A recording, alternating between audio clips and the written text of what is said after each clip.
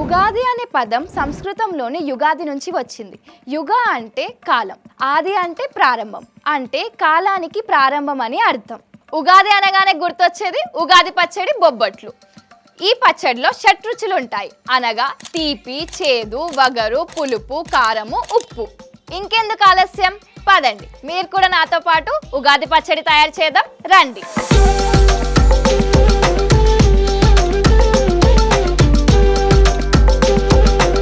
ఉగాది పచ్చడికి కావాల్సిన పదార్థాలు: కారం, ఉప్పు, బెల్లం, వేప పువ్వు, చింతపండు, మామిడికాయ. ఇక ఉగాది పచ్చడిని స్టార్ట్ చేద్దామా? మొదటిగా పులుపు అనగా చింతపండు జీవితంలో ఆటుపోట్లను, మార్పులను సూచిస్తుంది. తీపి అనగా బెల్లం జీవితంలోని సంతోషకరమైన క్షణాలను సూచిస్తుంది. చేదు అనగా వేప పువ్వు జీవితంలో ఎదుర్కొనే కష్టాలు, సవాళ్లను సూచిస్తుంది. కారం జీవితంలోని కోరికలు, క్రోధాన్ని సూచిస్తుంది. ఉప్పు జీవితంలో వివిధ రుచులను, అనుభవాలను సూచిస్తుంది. వగరు అనగా మామిడి జీవితంలోని కొత్త ఆశ్చర్యాలను, కొత్త అనుభవాలను సూచిస్తుంది. సో ఇక పచ్చడి చేయడం స్టార్ట్ చేద్దాం.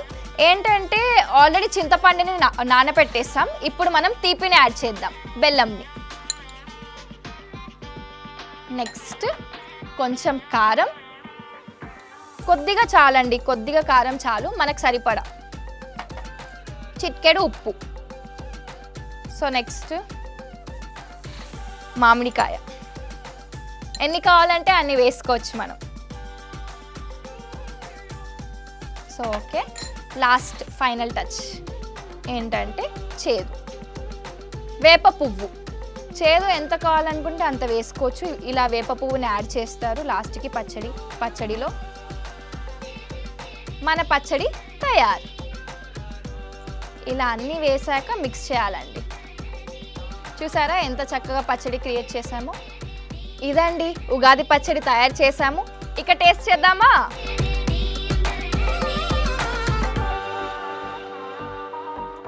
చాలా బాగా వచ్చిందండి టేస్ట్ అయితే. మీరు ఎలా చేసుకుంటారో మీ ఉగాది పచ్చడిని కామెంట్ ద్వారా తెలియజేయండి.